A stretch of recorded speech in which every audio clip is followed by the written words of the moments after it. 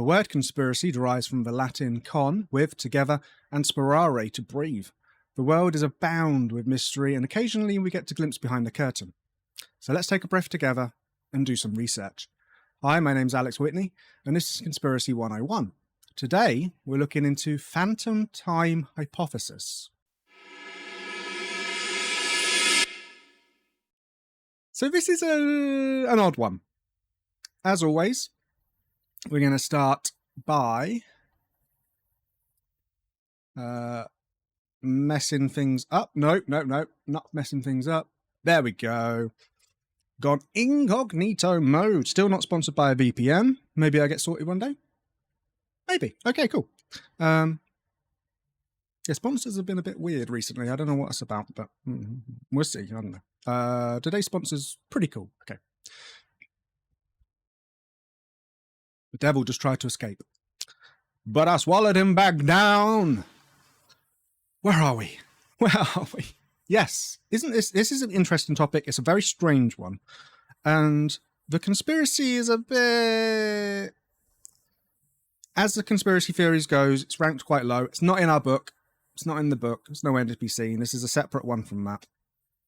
But it's very interesting because it shows how much of life in general, for things like history and events around the world, we rely on other people. We put our trust in other people to tell us what a version of the truth is, and for other people to agree on that. And it's very interesting that people come along and say, actually, this is, this isn't necessarily right. And I think that happens in academia a lot. People will come along and say, well, I think the dates are a little bit skewed here.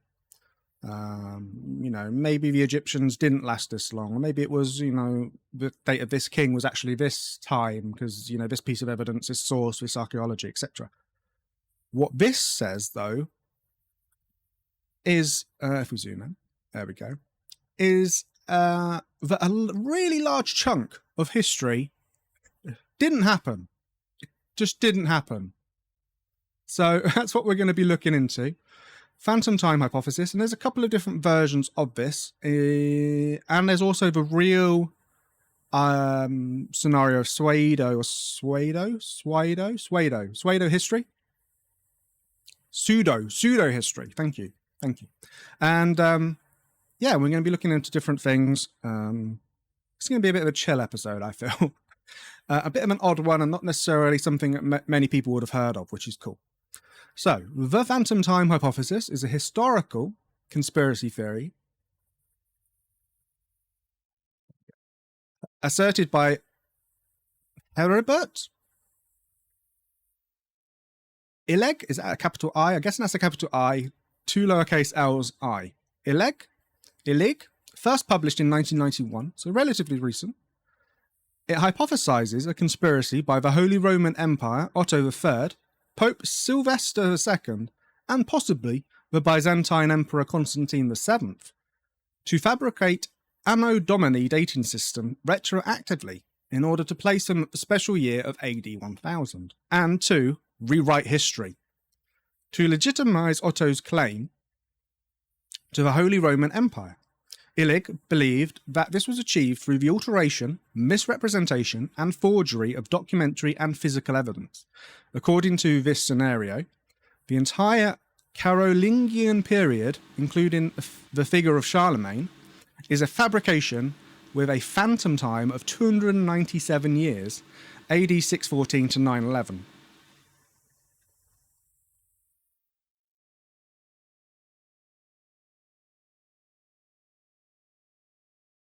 Added to the early Middle Ages. Evidence contradicts the hypothesis, and it failed to gain the support of historians. Yeah, well, we see that a lot.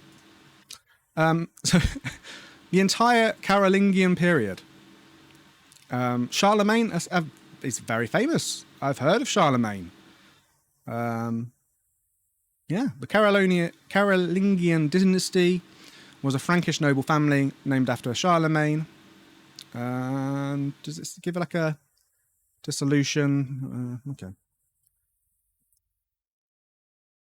Hilbert Illig. So this is the person who discovered this. He was born in 1947 in, not going to be able to pronounce that, Bavaria. He was active in an association dedicated to Immanuel Wilewski. He was a psychoanalyst, writer, and a catastrophist. Interesting. He is the author of several books offering pseudo-historical, which we'll get to, interpretations of ancient history, including the US bestseller Worlds in Collision. So historical revisionism, again, that's something we'll get into. The Geschlecht zur Rekonstruktion der Menschheit und Naturgeschichte, English for that, in case you don't speak fluent German like myself. Society for the Reconstruction of Human and Natural History. From 1989 to 1994, he acted as editor of the journal Vorzeit für Zeit Gegenwart, which means past, early, present. Since 1995, he has worked as publisher and author under his own publishing company, Mantis Verlag, and publishing his own journal, Zeitensprung, which means leaps in time. I love the play on words he's working with. Outside of his publications related to revised chronology, he has edited the works of Egon Friedel. Before focusing on early medieval period, Illig published various proposals for revised chronologies of prehistoric and of ancient Egypt. Now, the ancient Egypt one I've heard of, that happens a lot. It's very hard to tell when something's that long ago, whether you're dealing with myths, whether you're dealing with actual historical fact, whether it's a mix of the two, where, what's the archaeology talking about compared to what's written down, etc., etc. So yeah, that seems like when it's that far removed from now, like 1,000 years, that's pretty far removed. 5,000 years from, previous, that's ridiculous. It goes up, it sort of spirals, doesn't it, in comparison. His proposals received prominent coverage in German popular media in the 1990s. His 1996 Das Erfundene The Invented Middle Ages, also received scholarly recensions. Recension is a practice of editing or revising a text based on critical analysis, but was universally rejected as fundamentally flawed by historians. What source is that? Okay, a German source. In 1997, the journal Ethik und Social... Oh, the Germans just love mushing words together, don't they? Sozialwissenschaften, which is ethics and social sciences, offered a platform for critical discussion of Illig's proposal, with a number of historians commenting on various aspects. After 1997, there has been little scholarly reception of Illig's ideas, although they continue to be discussed as pseudo-history in German popular media. Illig continued to publish the Phantom Time Hypothesis until at least 2013. Also in 2013, he published on an unrelated topic of art history on German Renaissance master Anton Pilgrim, but again proposing revisions to conventional chronology and arguing for the abolition of the art historical category mannerism. He likes coming along and just marking things out and saying, that doesn't exist. Illig's claims include that there is a scarcity of archaeological evidence that can be reliably dated to the period of AD 614 to 911. The dating methods used for such recent periods, radiometry and dendrochronology. So radiometry is the stuff in the ground like the radioactive materials. Set of techniques for measuring electromagnetic radiation, including visible light. Oh, okay, that was completely not what I thought it was. Okay, cool. And dendrochronology is trees? Yes, I got that one right. Is the scientific method of dating tree rings. Are inaccurate. The medieval historians rely too much on written sources. That the presence of Romanesque architecture in 10th century Western Europe suggests that the Roman era was not so as long ago as conventionally thought. Okay. That's an interesting one because styles kind of are a bit cyclical, aren't they? So they come back and... yeah. But at the time of the introduction of the Gregorian calendar in AD 1582, there should have been a discrepancy of 13 days between the Julian calendar and the real or tropical calendar, when the astronomers and mathematicians working for Pope Gregory XIII had found that the civil calendar needed to be adjusted by only 10 days. From this, Illig concludes that the AD era had counted roughly 3 centuries which never existed. So he's turned what he thinks they're actually out by 3 days, and that 3 days actually means they're out by 3 centuries. Interesting. Okay, so refutation. Observations in ancient astronomy, especially those of solar eclipses cited by European sources prior to 600 AD, when phantom time would have distorted the chronology, agree with the usual chronology and not with the Illigs. Besides several others that are perhaps too vague to disprove the phantom time hypothesis, 2 in particular are dated with enough precision to question the hypothesis. One is reported by Pliny the Elder. I'd trust Pliny the Elder, not the Younger. In 59 AD, this date has a confirmed eclipse. In addition, observations during the Tang dynasty in China and Halley's Comet, for example, are consistent with current astronomy with no phantom time added. That seems like a big one. The Halley's Comet was it's a big deal whenever it comes round, so that seems... Okay. Archaeological remains and dating methods such as dendrochronology, tree ring dating, refute rather than support phantom time. Okay, but he says that it's not... What was his words? Inaccurate? Yeah, he says they're inaccurate. Okay, so you can't really say, I don't believe that because it's inaccurate, but actually this supports... and you can't really do that. Okay, so what else? The Gregorian reform was never purported to bring the calendar in line with the Julian calendar, as it had existed at the time of its institution in 45 BC, but as it had existed in 325 AD, the time of the Council of Nicaea. Council of Nicaea is the one with yeah. If you're into Christianity, the Council of Nicaea if you're into theology, if you're into theology, the Council of Nicaea comes up quite a lot, which had established a method for determining the date of Easter Sunday by fixing the vernal equinox on March 21st in the Julian calendar.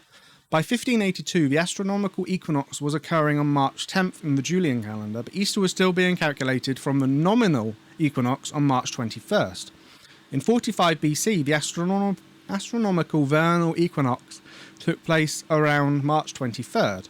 Illig's 3 missing centuries thus corresponded to 369 years between the institution of the Julian calendar in 45 BC and the fixing of the Easter date at the Council of Nicaea in 325 AD.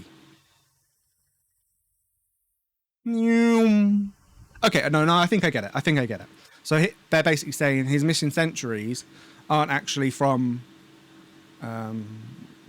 missing centuries, but from some weird maths because of what they're trying to do with matching up the Easter Sunday. I think that's what they're saying. If Charlemagne and the Carolingian dynasty were fabricated, there would have been a corresponding fabrication of the history of the rest of Europe during the same era, including Anglo-Saxon England, the papacy, and the Byzantine Empire. The phantom time period would encompass the life of Muhammad and the Islamic expansion into areas of the former Western Roman Empire, including the conquest of a Visigothic Iberia. This history too would have had to be forged or drastically misdated. It would also have to be reconciled with the history of the Tang dynasty in China and its contact with the Islamic world, such as the Battle of Talas. That's probably the biggest one. You can do all the funny maths you want, can't you? But I need to drink, basically. It's super hot in the UK at the moment. Not that I'm from the UK. Or there.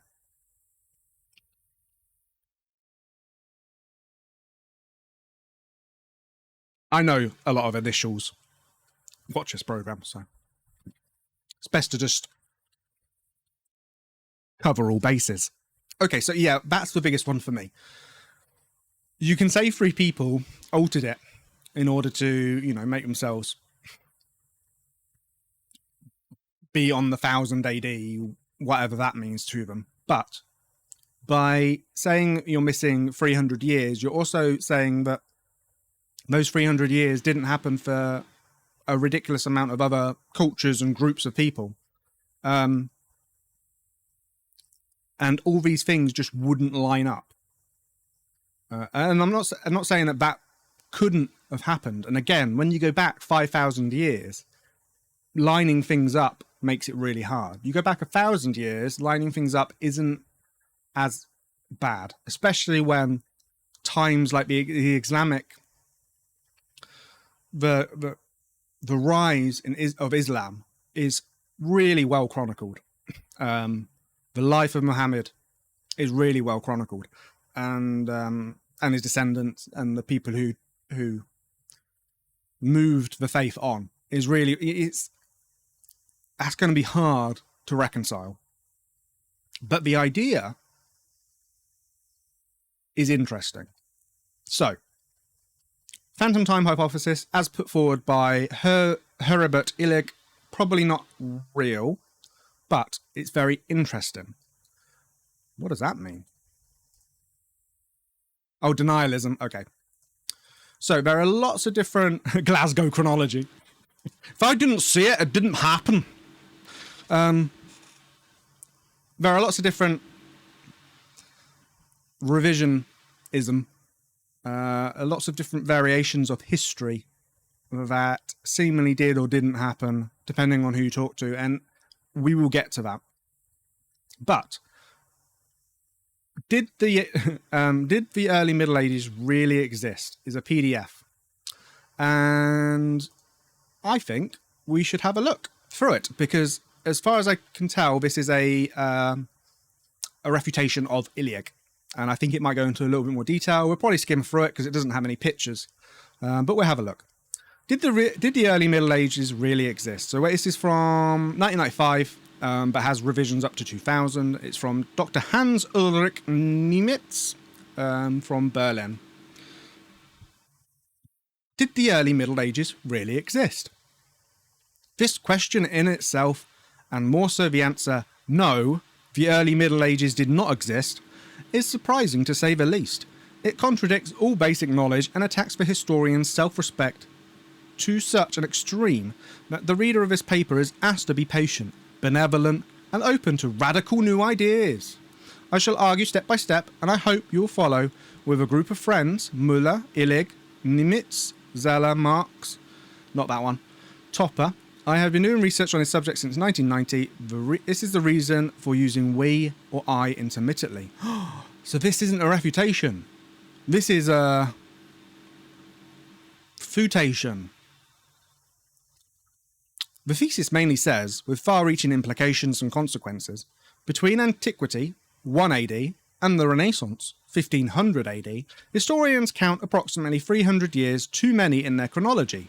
In other words, the Roman Emperor Augustus really lived 1700 years ago instead of the conventionally assumed 2000 years. However, the whole well-known historiography, the history of history, of the Middle Ages contradicts this assertion. The easiest way to understand doubts about the accepted chronology and well-known history is to seriously systematize. Sounds like a type of cancer, doesn't it? The problems of medieval research. This will lead us to detect a pattern which proves my thesis and gives reason to assume that a phantom period of approximately 300 years has been inserted between 600 AD to 900 AD, either by accident, by misinterpretation of documents, or by deliberate falsification. So Illig thinks deliberate falsification, but he seemingly thinks maybe someone just added an extra zero or something. This period and all events that are supposed to have happened therein never existed. Buildings and artifacts ascribed to this period really belong to other periods. To prove this, the Carolingian chapel at Aachen will serve as the first example. Art historians explain and describe artifacts and buildings of this period as anachronistic, but may never follow up on their assessments. One of the best examples, intensively surveyed, is the chapel of Aachen, CA 800 AD. Now, is that his 800 AD or our 800 AD? Which seems to come approximately 200 years too early. The way of constructing an arch shown in this chapel has no predecessor. Arched aisles are usually only in the 11th century spear. The construction of choirs with rising arch, and also this is getting boring, isn't it? Okay, so yeah, it might be a copy, it might have been the first one ever done. The year in which the Gregorian calendar began minus the years necessary to produce 10 days of error in the... Oh, that's the one we talked about. So any pretty pictures or anything? The introduction of Arabic coins organised by the Caliph Abd al-Malik in 695 AD reveals some remarkable contradictions. The Arabic coins bear the portrait of the Persian king Khosrow II, who died a long time before. Manfred Zeller draws the following conclusions from this and other facts. We have to eliminate 2 phantom times. First, people put stuff on their currency that happened a long time ago. Like, that doesn't necessarily... some research problems can be solved, others will follow. Okay. Oh, that's pretty.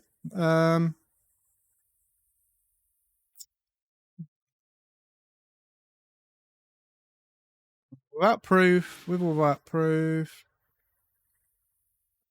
No. What? Okay. The center of the graph shows the time axis of conventionally dated historical events. Upper and lower coordinates show reconstructed timetables. The black triangles mark the phantom years. So it might not have been all in one group. It might have been 2 distinct periods of phantom time. That's interesting.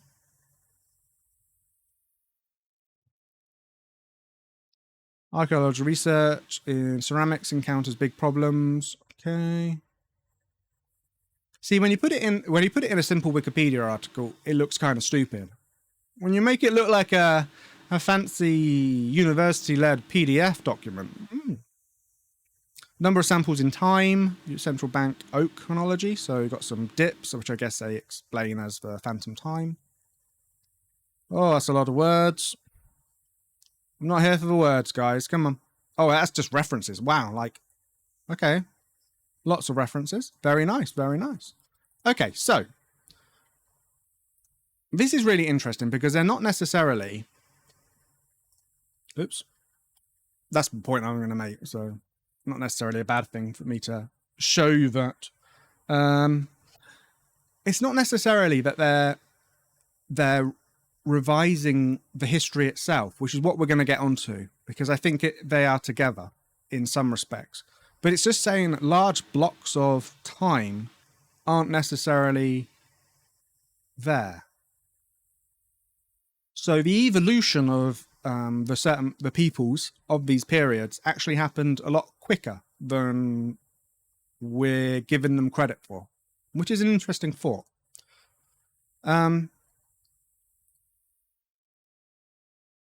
Right. Let's go through, before we go on to the revisionist and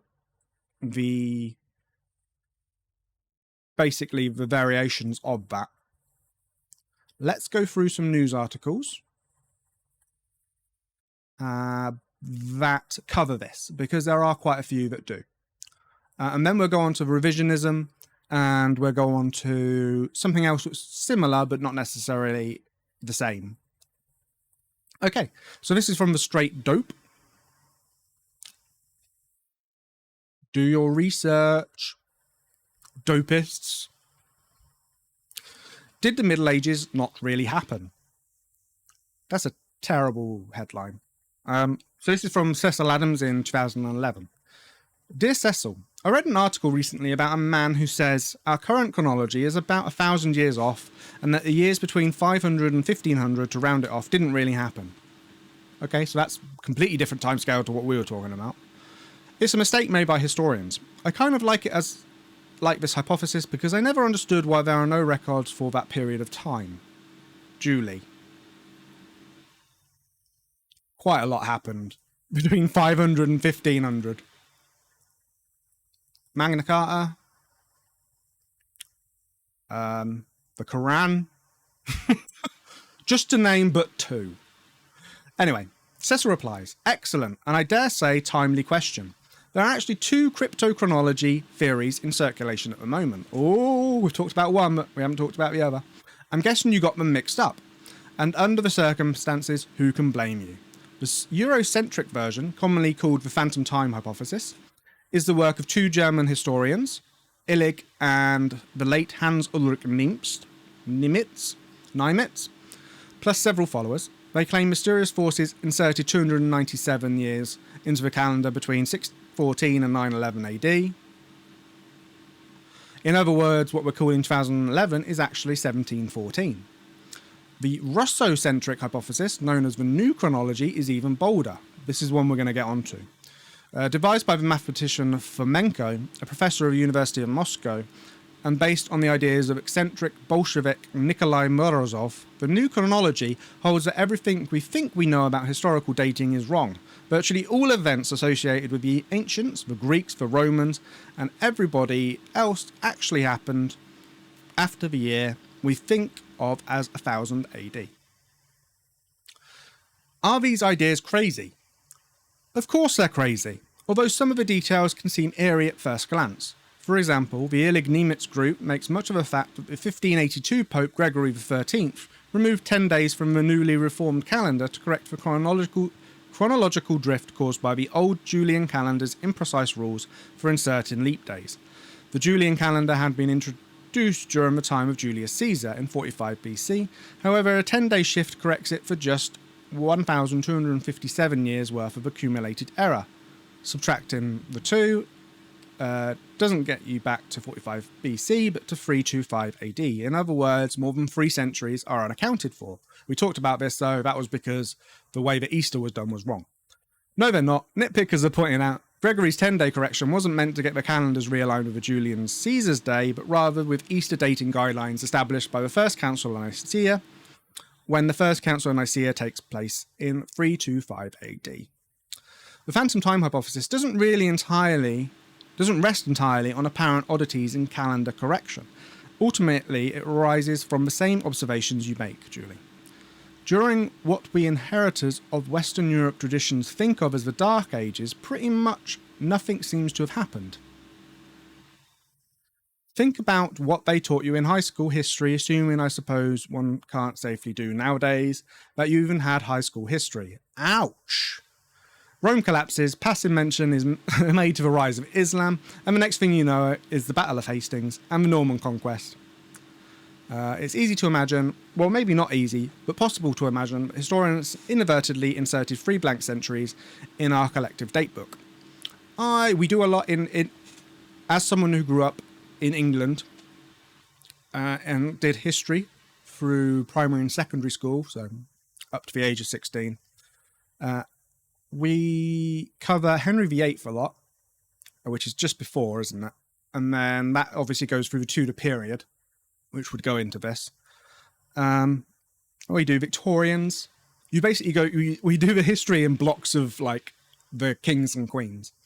So you learn about the Anglo-Saxons, you learn about the Vikings, you learn about the Norman Conquest, and then you learn about the different queens, how Scotland became a thing, how Great Britain became a thing, and then World War II just takes over, or the Second World War, as we should be saying, being proper British people, takes over, and that's all you learn about. Maybe you'll talk about the First World War, but it's usually in English when you're doing poetry. So, saying that, that's not true. In high school, we definitely, well, in primary school even, you tend to do Tudors and that kind of stuff just because it's more, pretending to be Victorian, pretending to be a Tudor, that's more, appropriate for these people. Where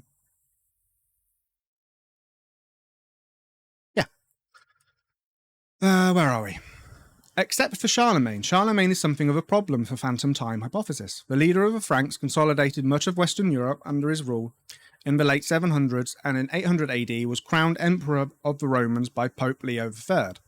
All of it square in the middle of the intercalculated 297 years. Illig explains this away by saying Charlemagne is an invented figure, that a famous dome chapel that was part of the Carolingian palace complex in Achaean, that's what we saw in that PDF, couldn't possibly have been built when everybody thinks it was built, and so on. The larger issue is that the Dark Ages are strictly a Western hang-up. Sure, Europeans may have spent the medieval period engaged in nothing more ambitious than slopping the pigs. However, their was plenty going on elsewhere in the world. If we turn our attention a mere 1,000 miles to the east, we find the Byzantine Empire jousting noisily with forces of Islam for control of the Eastern Mediterranean during supposedly mythical 3 centuries. Meanwhile, in East Asia, the Tang dynasts were presiding over a golden era of Chinese culture. In short, phantom time hypothesis makes no sense. Not necessarily a deal breaker where popular beliefs are concerned, but this particular notion has gotten little traction. Compare that to the recent reception given to Fomenko's new chronology. The theory is far too bizarre to explain, much less refute here. Nonetheless, in Russia, Fomenko's views have been widely disseminated. Even chess luminary Garry Kasparov has seemingly embraced the idea that world history essentially started in 1000 AD. No doubt this stems from the fact that Russian history is traditionally held to have commenced in 862. You see what's going on here. Western Europeans have several centuries of underachievement to rationalize, but Russians face a still greater challenge. Fans of the new chronology apparently reason as follows. Our forebears accomplished nothing of note prior to 862, ergo neither did anyone else. And the whole Dark Ages thing is kind of a misnomer. If you look into it, lots of stuff happened and it was quite interesting. That was a really good article and explained the terrible, I don't like that name, did the Middle Ages not really happen? I don't like that. But the article was very good, and the way it explained the Easter thing was really good. On to the next. The historians believe we're currently living in the year 1724. Now, this is from IFL Science. No idea what IFL stands for. The year of hell we've just lived through was actually 1723. Hang on, what year was this? 2020. Lovely. According to Phantom Time Hypothesis, as you were saying, let's hope 2021 is better. You should have been saying, bring on 1724. Me and my homies hate 2021. Me and my homies love 1724. According to those who believe it. Okay, so this is just going through the same thing.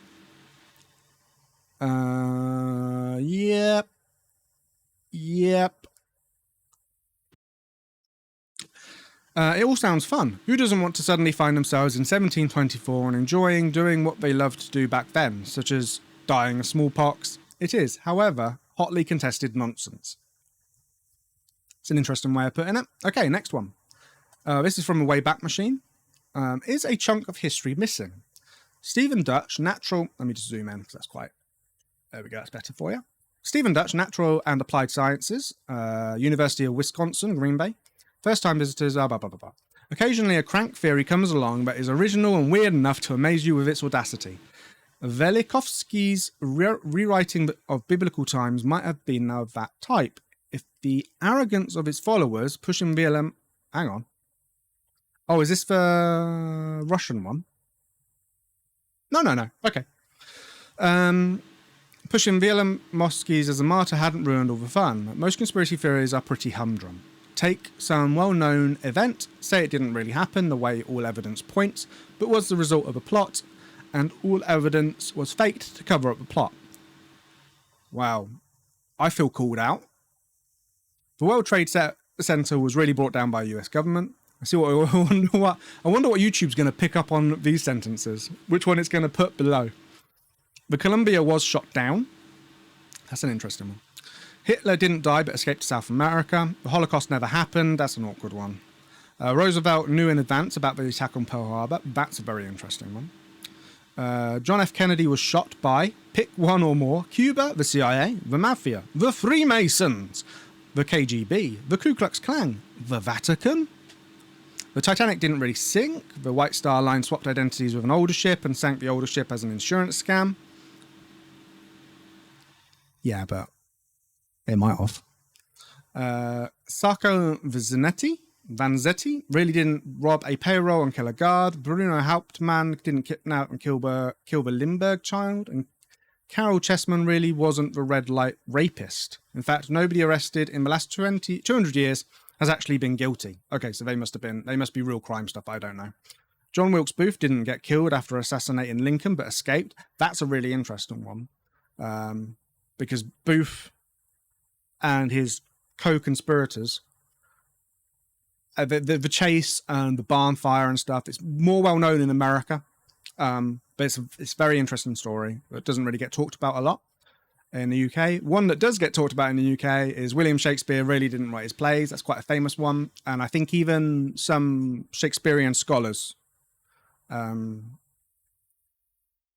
have ideas about maybe other people who may have put forward some Shakespeare plays that weren't actually him, as either co-written or he was just the front for it. There's lots of different variations of that conspiracy. Jesus Christ never existed, but is an amalgamation of various Messiah figures. That's a really interesting one because historic Jesus of Nazareth is relatively well attested by historians. Like, they're quite happy to think of him as a real historical figure, but there are still conspiracy theories around that. So here we go. Phantom time hypothesis. We talked about that. Two rather more prosaic explanations come to mind. The documents aren't forgeries. After the fact interpretation of inconvenient documents as forgeries is practically a cottage industry in history, and a variety of conspiracy theories in its own right. Yes, that happens a lot. Is this really from the 15th century, or is it a fake? One of the things we talked about as the little extras was the Voynich manuscript. I'm pretty sure we've talked about that before. The Voynich manuscript, which is just this weird manuscript that no one knows or can decipher and tell what it really is. And lots of people have said that's a forgery and not really from whenever it was meant to be written. So yeah, there's lots of things like that. It happens a lot. They were backdated and given a spurious appearance of age to enhance their credibility and forestall accusations of forgery, which opponents would have certainly raised when documents were first produced. Then we got all that stuff. The calendar, he's explaining that. For example, Muhammad either died in 614, a decade before he began dictating the Quran, and 18 years before the history books say, or he lived until 929 AD. I think we'd have spotted that already. Again, a lot of them are saying, it's really tricky, isn't it? Because a lot of time is chronicled really well year by year. So just saying that 300 years doesn't exist, it's a big discrepancy to account for, and hard to not, that's a tricky one. Okay. This might be a really good introduction to the Wikipedia page on Fomenko as we discuss him as an alternate version of it didn't really happen. Anatoly Fomenko, the phantom time hypothesis is timid and restrained compared to the ideas of Anatoly Fomenko. In history, fiction or science, he drops 1100 years. Our present historical timeline is a forgery created by 15th and 16th century clergy. There was no temporal gap between classical and modern times. The Old Testament is a veiled rendition of events of the Middle Ages written centuries after the New Testament. That's interesting. The Crusaders were contemporaries of Christ, retaliating against his killers. Jesus Christ was born in 1053 and crucified in 1086. The biblical Jerusalem may have been Constantinople, so may the classical Troy. According to the Midwest Book Review in 2004, this research started in fact as an unbelievable byproduct of Russian-American competition in moon exploration, when famous NASA scientist Robert Newton discovered a very strange phenomenon in lunar mechanics. Shades of Harold Hill and the Missing Day story, the Robert Newton cited is well-known researcher in celestial mechanics, best known as the author of The Crime of Claudius Ptolemy. There is no evidence that Fomenko and Newton ever collaborated on research. All the criticisms of the phantom time hypothesis apply in spades here. We lose a whole bunch of Chinese dynasties. There are several dozen eruptions of Mount Vesuvius recorded during the interval. They were all faked.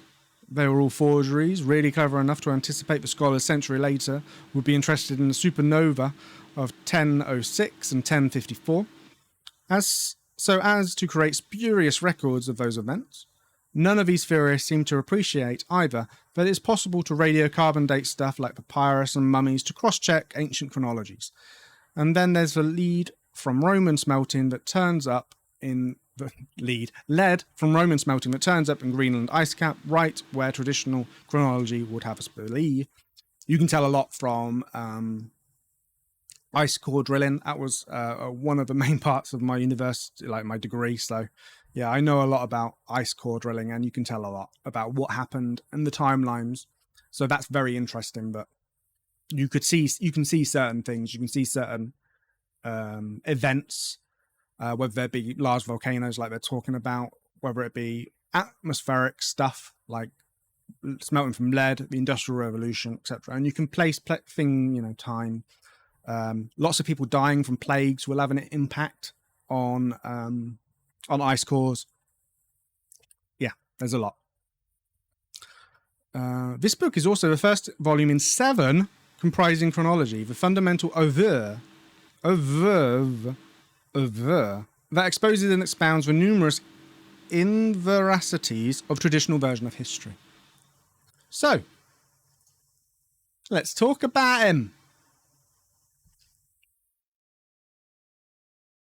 What's my thing on? Oh, there it is.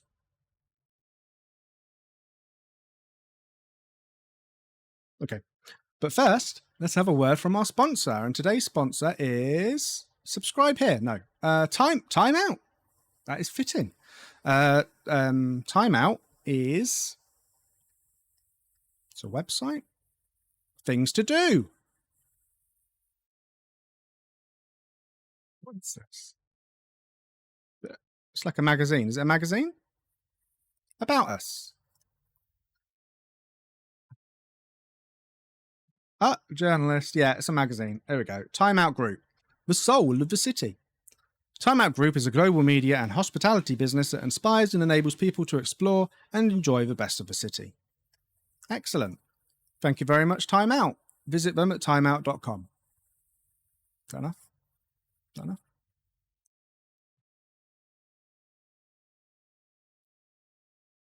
Right, back to the good stuff. Let me have a break.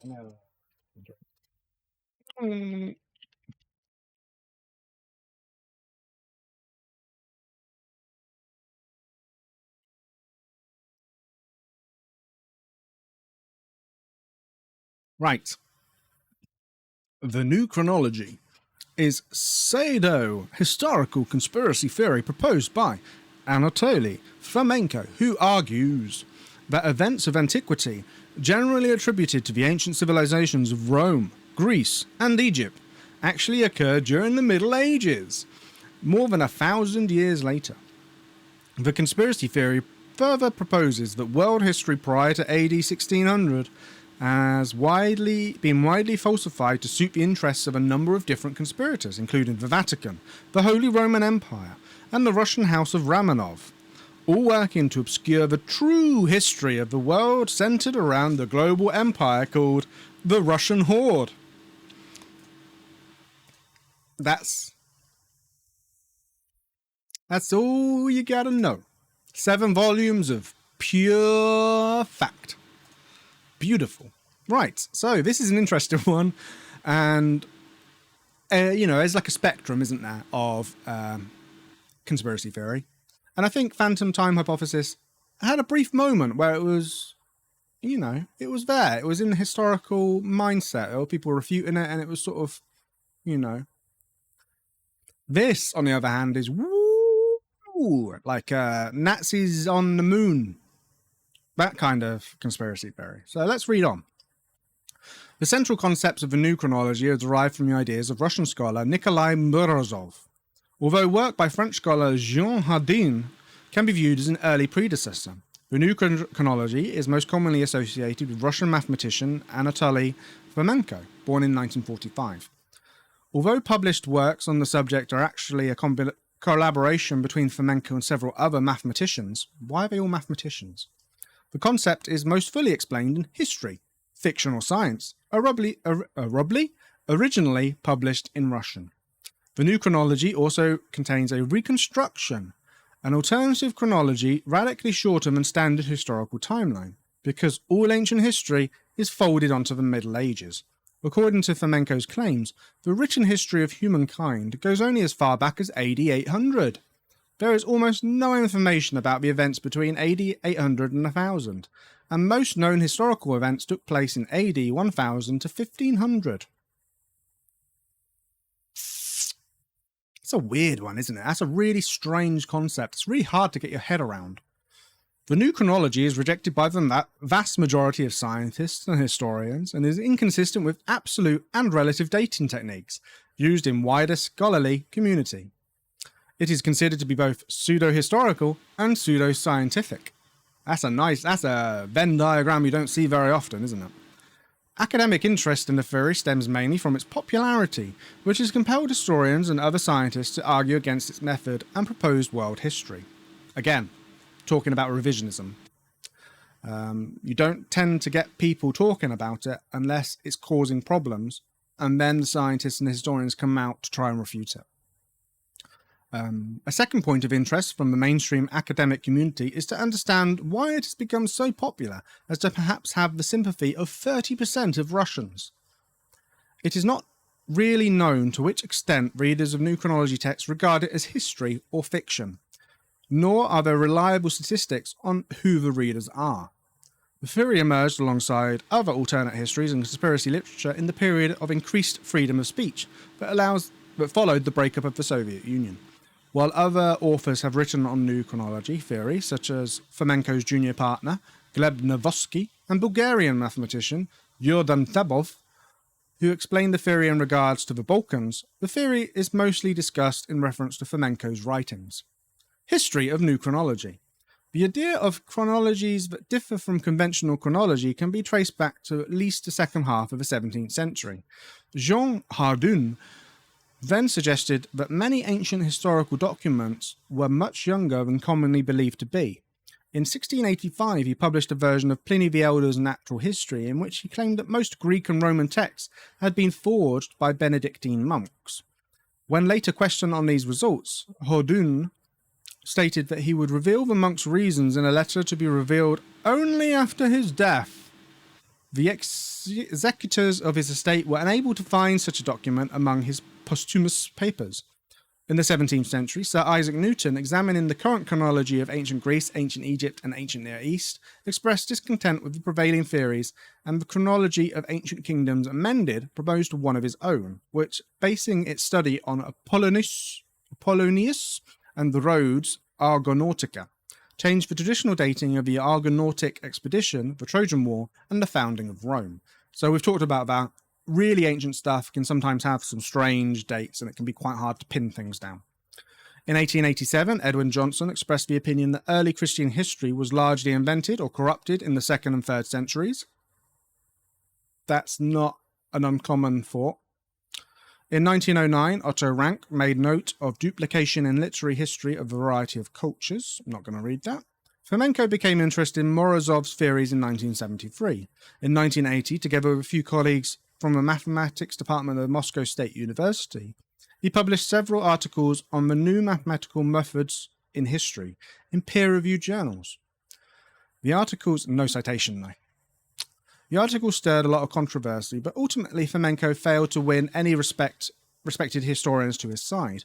By the early 1990s, Fomenko shifted his focus from trying to convince the scientific community via peer-reviewed publications to publishing books. That's basically like, can't get anywhere, so I'm just going to make a YouTube video, the early 90s version of that. Alex Beam writes that Fomenko and his colleagues were discovered by Soviet scientific press in the early 1980s, leading to a brief period of renown. A contemporary review from the Soviet journal Questions of History complained their constructions have nothing in common with Marxist historical science. By 1996, his theory had grown to cover Russia, Turkey, China, Europe, and Egypt. Fomenko's claims. Andronicus Igomenos, who Fomenko claims was the historical Jesus. Neat. Central to Fomenko's new chronology is his claim the existence of a vast Slav Turk empire called the Russian Horde, which played a dominant role in Eurasian history before the 17th century. The various peoples identified in the ancient and medieval history, from the Scythians, the Huns, the Goths, the Bulgars, through to the Polans, the Dulebs, the Drevlians, and the Beshignigs, To the more recent times, the Cossacks, Ukrainians and Belarusians are nothing but elements of a single Russian horde. Fomenko claims that most probable prototype of the historical Jesus was Andronikos. Let's have a look at him. I like this man's style. Byzantine Empire, son of Isaac. Historiography became under the epithet hater of sunlight in reference to the great number of enemies he had blinded.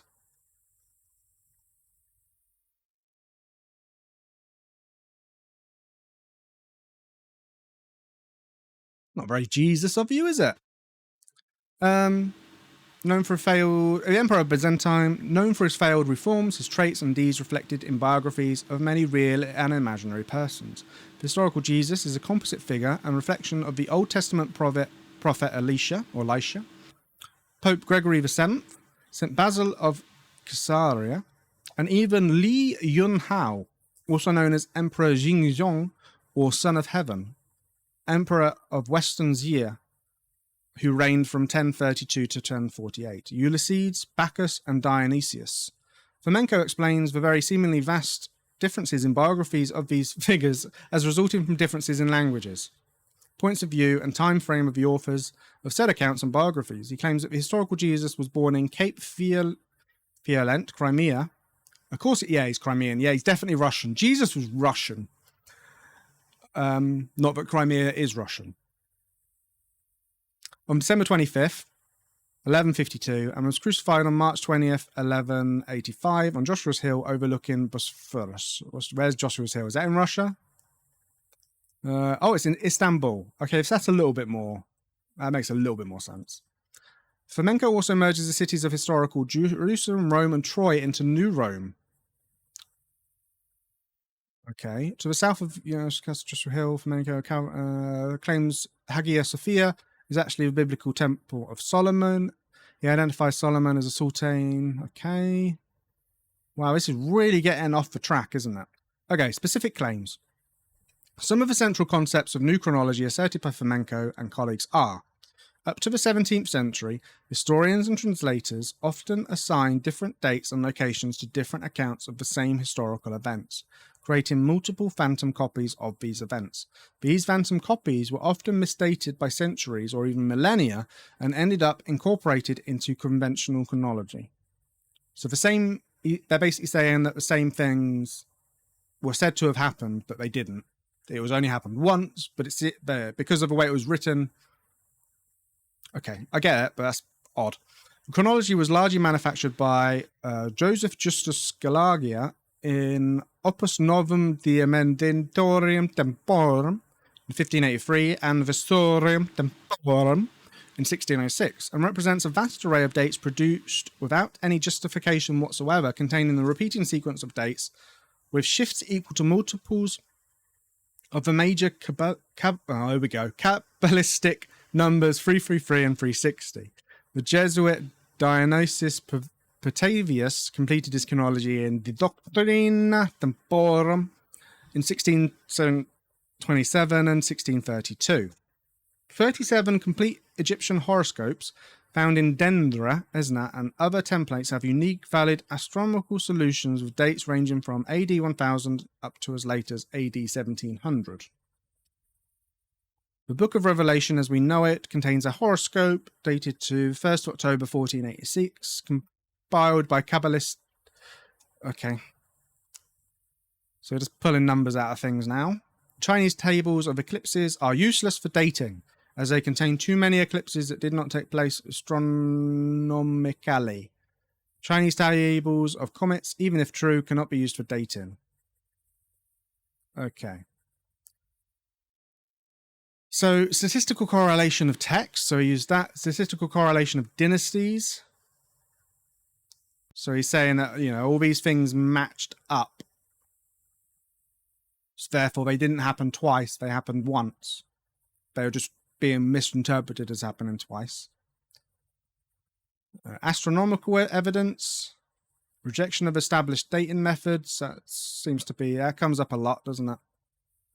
Okay, reception. Fomenko's historical ideas have been universally rejected by mainstream scientists, historians, and scholars who brand them both as pseudo-history and pseudo-science. but were popularised by former world chess champion Garry Kasparov. Well, it's good to have someone on your side. Billington writes that the theory might have quietly blown away in the wind tunnels of academia, if not for Kasparov's writing in support of it in the magazine Ogoniok. Kasparov met Fomenko during the 1990s and found that Fomenko's conclusions concerning certain subjects were identical to his own regarding the popular view, which is not the view of academics, and that art and culture died during the Dark Ages and were not revived until the Renaissance. Again, that's a popular, myth, isn't it? Does they even call it a myth? The Dark Ages, yeah. It's just okay. Kasparov also felt it illogical that the Romans and Greeks living under the banner of Byzantium could fail to use the mounds of scientific knowledge left by them by ancient Greece and Rome, especially when it was of urgent military use. Kasparov does not support the reconstruction part of the new chronology. So yeah, that's an interesting one. A lot of history is lost to us, isn't it? A lot of how things were done, like Roman cement, we don't know, and that happens, and that can happen relatively quickly. According to Shako, Fomenko and his allies are unrepentant, noting that the Mongolian, Turkic, and Ukrainian peoples are sadly mistaken in delusions that they were anything other than elements of the Russian horde, and remarks that for Russian critics, Fomenko represents both an embarrassment and a potent symbol of the depths to which Russian academy and society have generally sunk amid the diverse societal misfortunes heaped upon Russia since the fall of communism. Western critics see his views as part of the renewed Russian imperial ideology, keeping alive an imperial consciousness and secular messianism in Russia.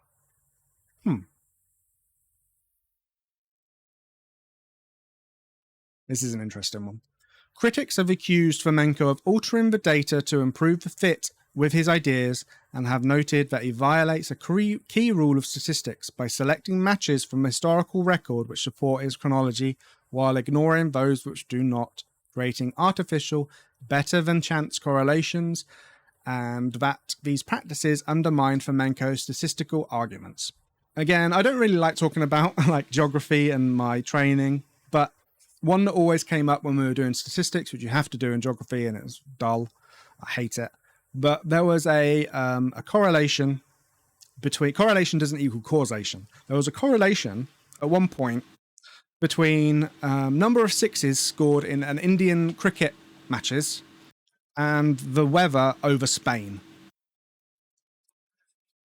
There is no reason why those two things should ever have an effect on each other. But the data suggested that it did, and it was just purely correlation. That just happened. And sometimes you can read things in, especially if you ignore everything else. So that's maybe where they're coming from as mathematicians when they, we shouldn't be fudging the numbers, but they are. Misuse of historical sources, forced pattern matching, selective references. There's a lot of stuff in this one, isn't there, compared to the other one? It feels like they're trying to refute this more. Wikipedia in general. New chronology compared to phantom time hypothesis. Even though phantom time, maybe that's why, because phantom time hypothesis seems a bit more, it's more doable, isn't it? Oh, okay, so Glasgow chronology isn't weird. It's a proposed revision of the Egyptian chronology of ancient Egypt. It was first formulated in the years 1978 and 82 by a working group from the Glasgow Conference Society for Interdisciplinary Studies. That's an easy one. SIS, a non-profit... Oh, it's him again! The catastrophists.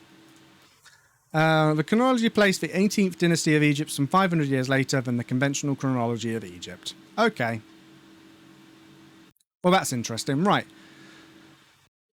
I'm not going to go through pseudo history because I feel like there is a lot, as you can see, lots of different things that can be talked about. Let's just go through the pictures. So, Sonderrechten 1005 was a Nazi project with the explicit goal of hiding or destroying any evidence of the mass murder committed under Operation Reinhard, which is the Holocaust. This was one of the earliest attempts at Holocaust denial, taking place while the genocide of the Jews was still ongoing. Scholars consider denial to be an integral part of genocide itself, which is very interesting. So they're trying to rewrite history. That's what pseudo history is usually trying to. Anyway, attempts to distort or misrepresent the historical record. The lost cause of the Confederacy is a negationist ideology which falsely claims that slavery was not the central cause of the American Civil War. Again, trying to change it. And this is a really interesting one, which is probably a little bit more relevant in modernity because it was more recent. The Idgir Genocide Memorial and Museum in Turkey promotes the false narrative that Armenians committed genocide against the Turks rather than the other way around, which is what the historical scholarly consensus is. Pseudo history definitely deserves its own episode, I feel. So this episode is history that didn't happen. History that did happen, but people say it happened differently, is another episode. And then we get historical revisionism, which is part and parcel it's kind of the same, isn't it? It's kind of, it's on the same hand. It's not apples and oranges. It's more like apples and other apples. I don't know. I don't know where I was going with that one. The historiography, the history of historical revisionism is the reinterpretation of a historical account. It usually involves a challenging the orthodox, established and accepted or traditional views held by professional scholars about a historical event or time span or phenomenon, introducing contrary evidence or reinterpreting the motivations and decisions of the people involved. The revision of the historical record can reflect new discoveries of fact, evidence, and interpretation, which then results in revised history. In dramatic cases, revisionism involves a reverse of older moral judgments. So this is really interesting. This is the real version of this. It's not what I was thinking. When you hear of historical revisionism, okay, so negationism, denialism, there we go. So denialism is the one where they're doing it for their own ends or trying to make it seem something that it's actually not. Whereas revisionism is the one where they sort of look back on it and go, actually, this was slightly different. That's really interesting. Negationism and denial.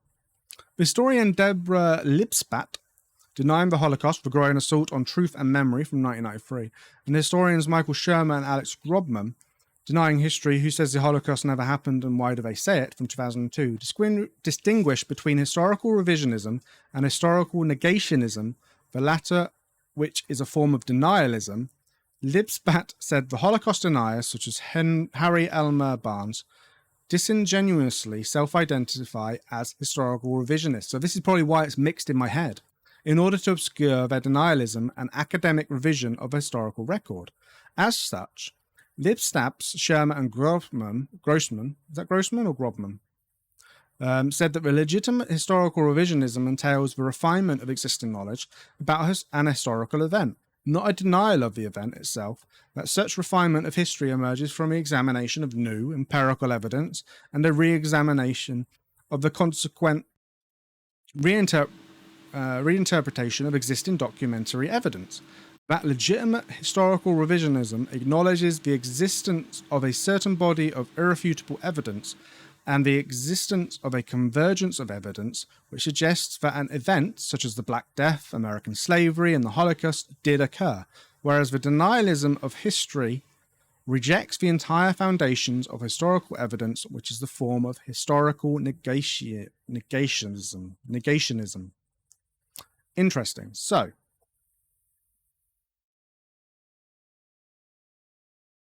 basically, when new evidence comes up, whether it's like finding new something or reinterpreting something, that's a thing. It happens. But when they come along, so this is really interesting, come along and revisit a topic, but with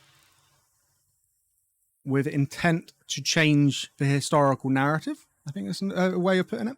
So let's just briefly touch on this, and then we'll call it a day.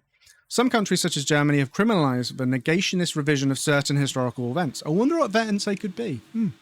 While others take more cautious positions for various reasons, such as protection of free speech Others mandate negationist views, such as California and Japan, where school children are explicitly prevented from learning about the Californian genocide and Japanese war crimes. That's super interesting, but it happens, not just in Japan, but also in the US. Californian genocide, is it the one against the natives? Yes, indigenous population of California, respectively. Notable examples of negationism include Holocaust denial, Armenian genocide denial, one we talked about with Turkey, the lost cause of the Confederacy, again, the slavery one, and the myth of the Clean Wehrmacht. What's that one? The negation notion regular German armed forces were not involved in the Holocaust or other war crimes. Okay. Japanese history textbook controversies, the historiography of the Soviet Union during the Stalin era. Some notable historical negationists include these people. Shinzo Abe. Interesting, very relevant. In literature, the consequences of historical negationism have been imaginatively depicted in some works of fiction, such as 1984, and that comes up all the time. In modern times, negationism may spread via new media, such as the internet, through conspiracy shows, such as Conspiracy 101. Oh, Wikipedia, you're talking about me. Oh, that's nice. Right. This has been a really thought-provoking, but not necessarily very clear version of what Conspiracy 101. I feel like I really want to get both individuals claim that the other's hypothesis is pseudoscience little button, because that is a perfect quote, and I think that sums up this. Not necessarily heavy, but interesting. Right. Our weird little Wikipedia of the day at the end is going to be the death of Gloria Ramirez. Now, this usually I don't deal with kind of deaths on this at these end ones, because I was trying to keep it lighthearted. But I was watching a movie recently, a very interesting movie, an anime from the 90s called Memories, and one of them has within that this sort of triptych. So it has three sections. And one of the sections is called Stink Bomb or something along those lines. And it's based on this. I don't think they knew about it, but it's very interesting that sometimes art imitates life, doesn't it? So it's just a really interesting, it's just weird. And that's why I kind of want to talk about it. It's very morbid, but it's very weird. So Gloria Ramirez was a woman from Riverside, California, who was dubbed the toxic lady, or the toxic woman, by the media when several hospital workers became ill after exposure to her body and blood. She had been admitted to the emergency department while suffering from a late-stage cervical cancer. While treating Ramirez, several hospital workers fainted, and others experienced symptoms such as shortness of breath and muscle spasms. 5 workers required hospitalization, one of whom remained in intensive care unit for 2 weeks. Shortly after arriving at hospital, Ramirez died from complications related to the cancer. The incident was initially considered to be the case of mass hysteria. It's very similar to like Havana syndrome, which is a conspiracy theory in itself, and definitely will get an episode in the far future, probably. An investigation by Lawrence Livermore National Laboratory proposed that Ramirez had been self-administrating dimethyl sulfoxide as a treatment for pain, which converted into dimethyl sulfate, an extremely poisonous and highly carcinogenic alkylating agent, via a series of chemical reactions in the emergency department. Although this theory has been endorsed by Riverside Coroner's Office and published in the Journal of Forensic Science International, it is still a matter of debate in the conspiracy community. So if you want to read on, Google Gloria Ramirez. It shows what happened, the investigation, and how basically what they think she was doing. But it's just so strange that someone would turn up and be so toxic to make other people ill. And the people who got really ill were the people who were taking her blood, who were really close to her. But yeah, a very interesting one. A bit of a downer, I know. But I've definitely reached the limit my brain, it's too hot. It's too hot of a moment. And my brain doesn't work in these horrific conditions of heat. But thank you very much for watching. I appreciate it. And don't forget to breathe.